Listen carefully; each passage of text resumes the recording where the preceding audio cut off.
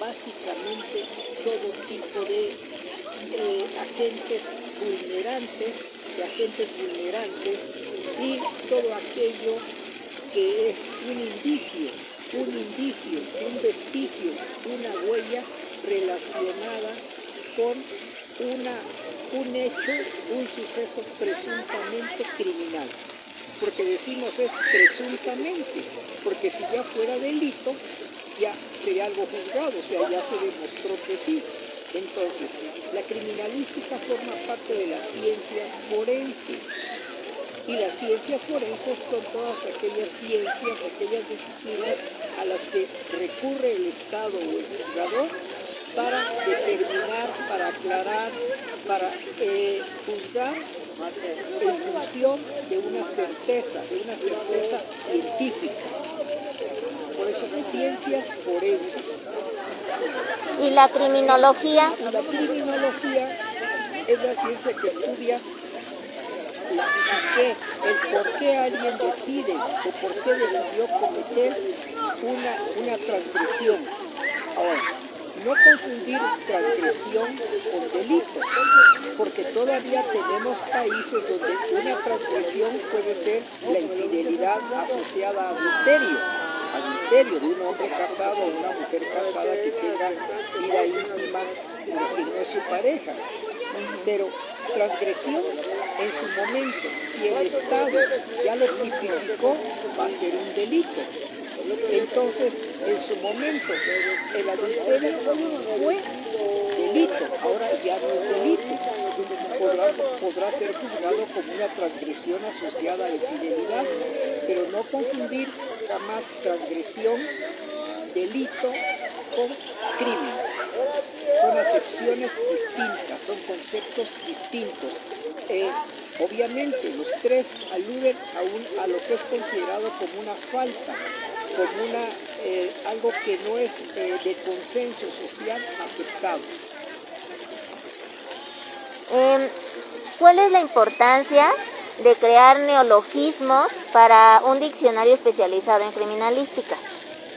Bien, toda ciencia, sobre todo las ciencias naturales, pero toda disciplina del conocimiento va creciendo, se va desarrollando en base a la creación de conceptos.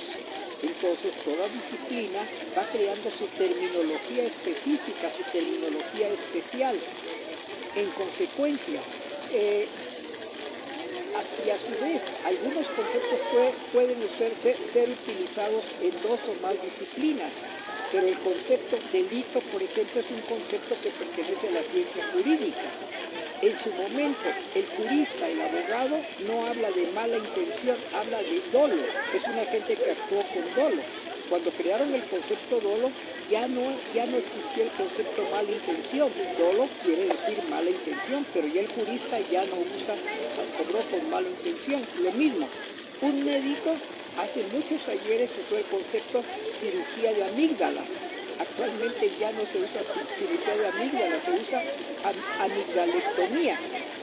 Ya no decimos inflamación de anginas, decimos amigdalitis, ya utilizamos el concepto itis, que quiere decir inflamación. Entonces, vemos cómo las ciencias van construyendo su léxico, su lenguaje para ir creciendo, para irse desarrollando. En consecuencia, ya en literatura no se utiliza el concepto, la frase, la locución, nuevo concepto, se usa neologismo, nuevo, logos, etc. Entonces, todo aquel estudioso del idioma, de las letras, cuando escucha que es un neologismo propuesto, obviamente, ¿verdad?, es un nuevo concepto propuesto. Por ejemplo, un servidor ha propuesto en el diccionario el término tabufilia. ¿Qué quiere decir tabufilia? Los neologismos no se pueden crear arbitrariamente, se tienen que crear con base en una normatividad que establece la gramática.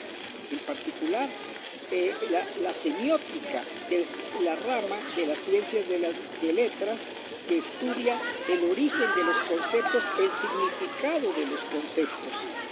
Entonces, ellos nos dicen, sí puede usted crearlos, pero siempre y cuando recurra a los prefijos, a los sufijos o a los conceptos existentes.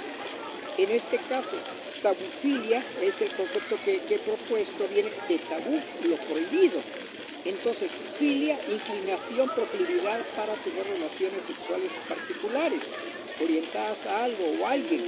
Entonces, si decimos zoofilia, sujeto que demuestra proclividad, deseo sexual para con los animales. No estoy diciendo coito, no se confunda, es deseo sexual.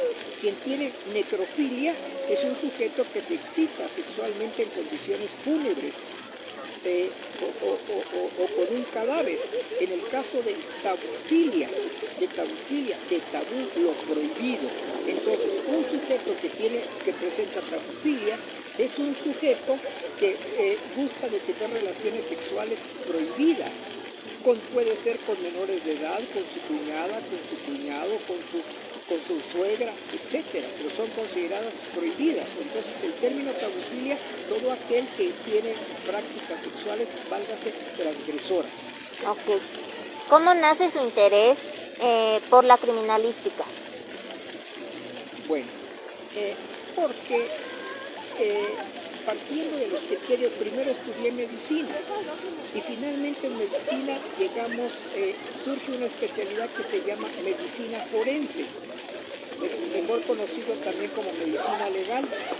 En su momento, siempre que buscamos los médicos, buscamos lesiones características, lesiones típicas que explican, y claro, el origen de estas lesiones.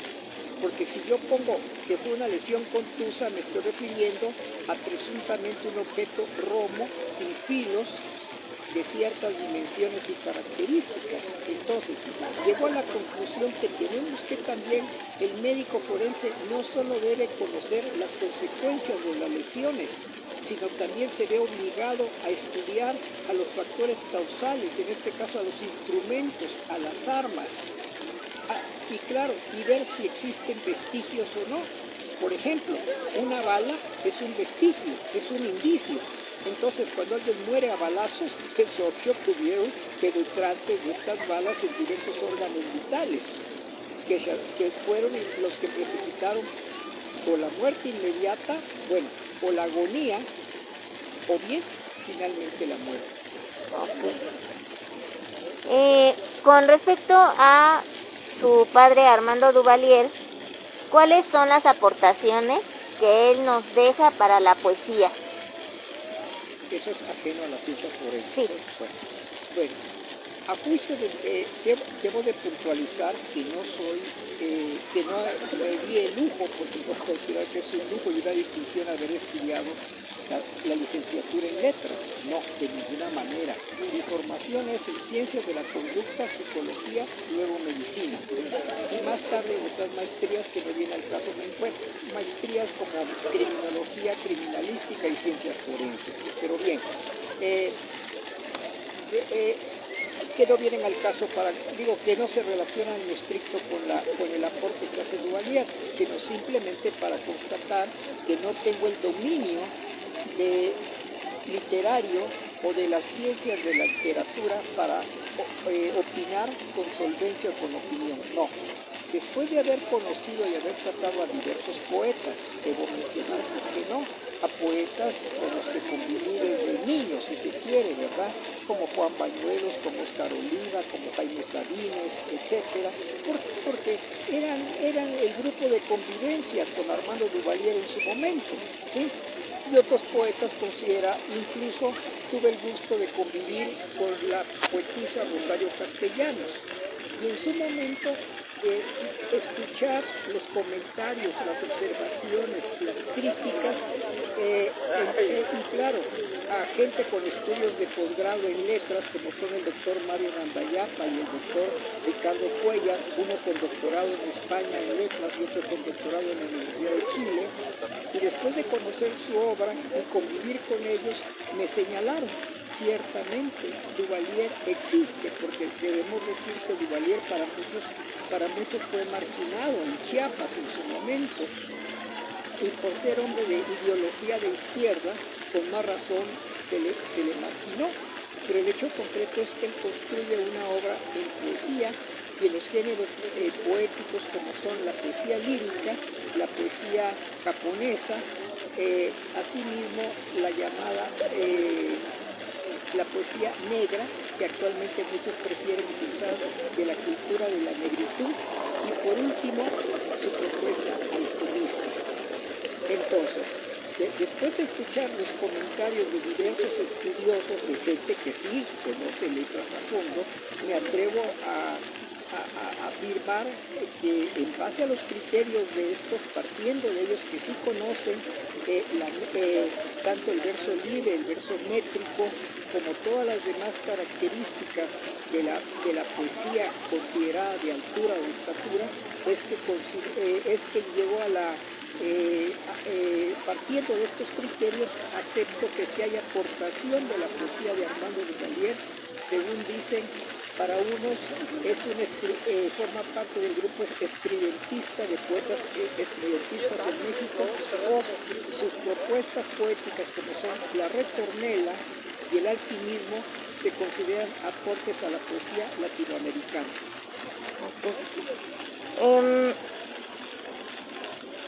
¿Cuál es el interés que sintió su padre Armando Duvalier por el haiku? Desconozco realmente, porque eso él escribió en su juventud y yo no conozco realmente. Lo que sí puedo decir y puedo afirmar que la casa de Duvalier, que fue en la que crecí hasta que él se retira de la casa, debo decir que era literalmente toda una biblioteca. Eran libros del piso al techo, del piso al techo, y de diversos géneros culturales.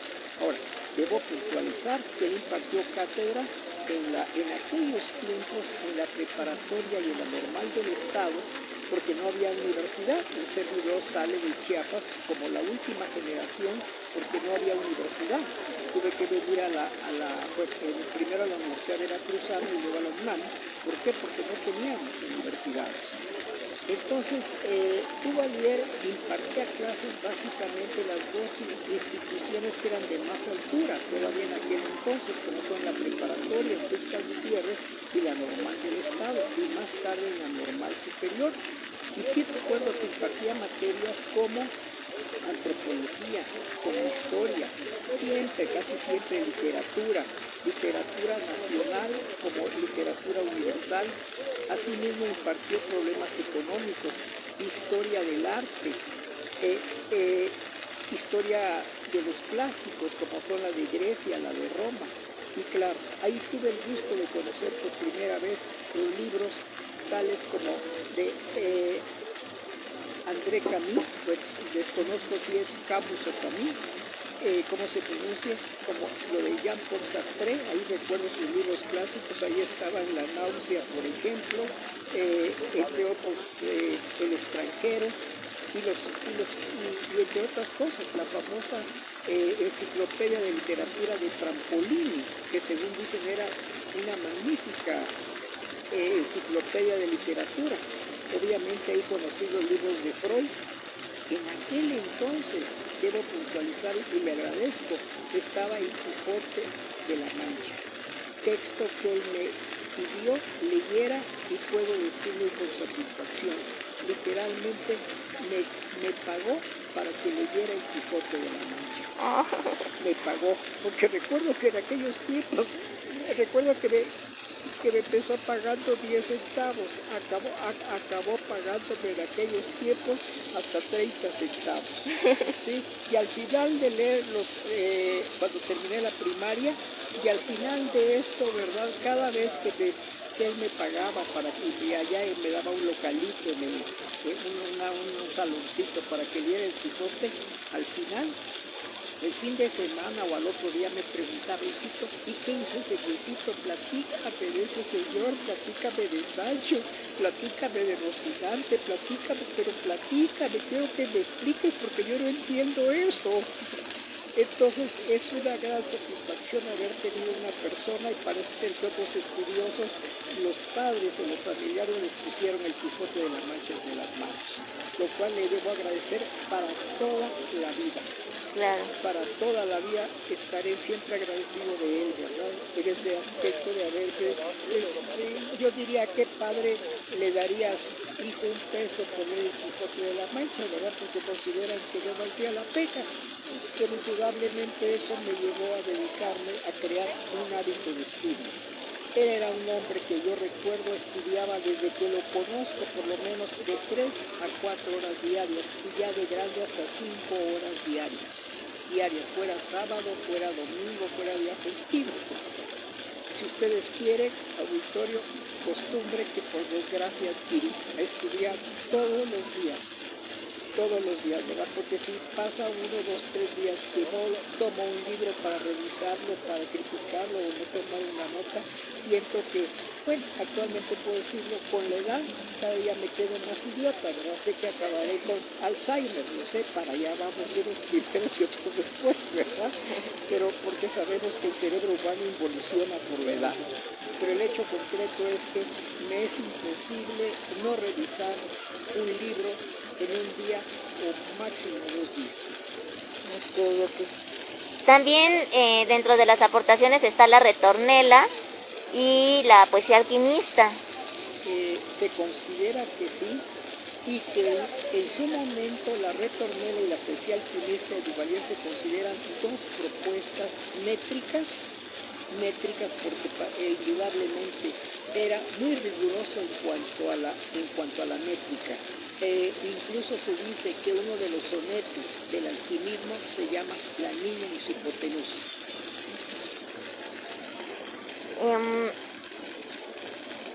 ¿Nos podría indicar, grosso modo, qué distingue a la retornela de Armando Duvalier? Discúlpeme, señorita, lo único que sé es que tiene métrica. Sí. Que tiene métrica, y créanme que no puedo hasta la fecha, no he tenido ese gusto de estudiar la métrica, me declaro desconocedor. Por eso, aunque tengo que algunos poemas o versos escritos hasta la fecha, inéditos, porque me daría vergüenza que fueran un hazmerreír.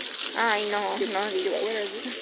Un hazmerreír, ¿verdad? ¿Por qué? Porque si el señor fue tan serio, tan profesional, tan estricto para contigo mismo, creo que sería una grosería, una falta de respeto hacia él, publicar algo que sea vergonzoso.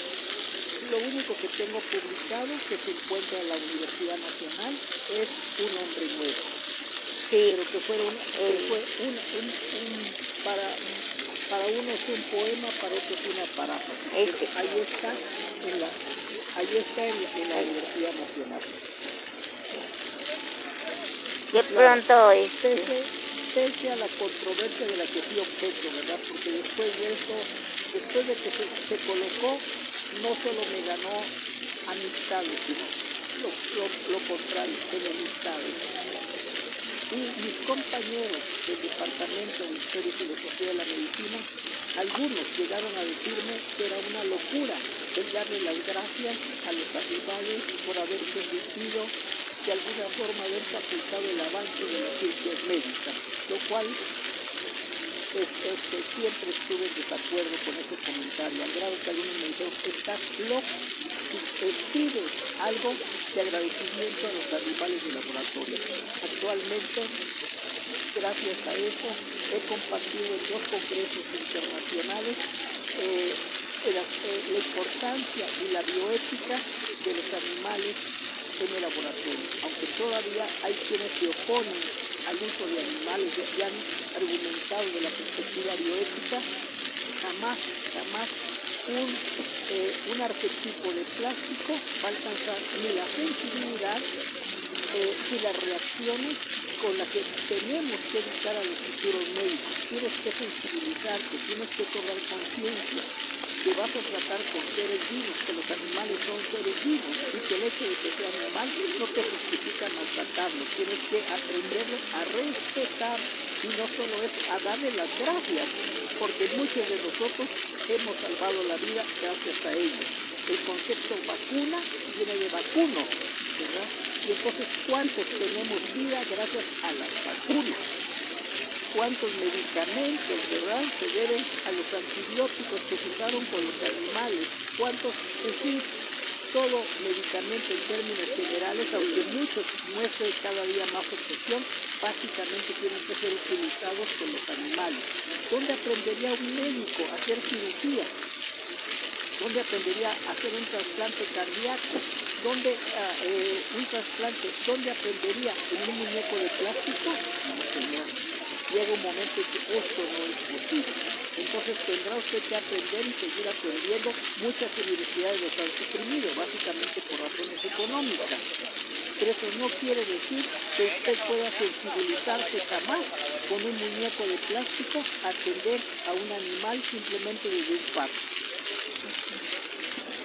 En pocas palabras, ¿cuál es la importancia de que los médicos en la actualidad se enfoquen también hacia esa bioética? Bueno, la bioética indudablemente nos va a dar los principios, la toma de conciencia de la sensibilidad que tienen los animales, de que también los animales no solo sufren, sino únicamente dolor, también los animales se angustian, también los animales añoran a sus amos. ¿Acaso no sabemos que ha habido perros que se han muerto literalmente junto a la tumba de sus seres queridos? ¿Acaso no existen animales que ya no? La gran ventaja, por ejemplo, de los perros, si hay animales que verdaderamente me extasía ver su nobleza. ¿Acaso no recordamos que es un lazarillo? Los únicos perros facultados para entrar al metro desde las ciudades de todo el mundo para guiar a un ciego. Y actualmente está demostrado que los perros contribuyen al bienestar de cuantos ancianos que viven en soledad o que tienen Alzheimer o que tienen otros problemas. Es más, no solo eso, se utilizan también en las ciencias forenses. Acuérdense que antes de que tuviéramos los detectores de tóxicos que tenemos actualmente, que todavía no alcanza a recuperar a los perros. Por eso los vamos a encontrar en los aeropuertos de todo el mundo y los vamos a encontrar revisando equipajes y todo lo demás. O sea, los animales no solo han contribuido al bienestar médico, a prolongar la longevidad y el bienestar humano, sino también incluso a la impartición de justicia. Okay. Muchísimas gracias por su tiempo, por esta entrevista que nos ha brindado Antonio Duvalier. Y bueno, pues saludos a todos desde Letras a Contraluz.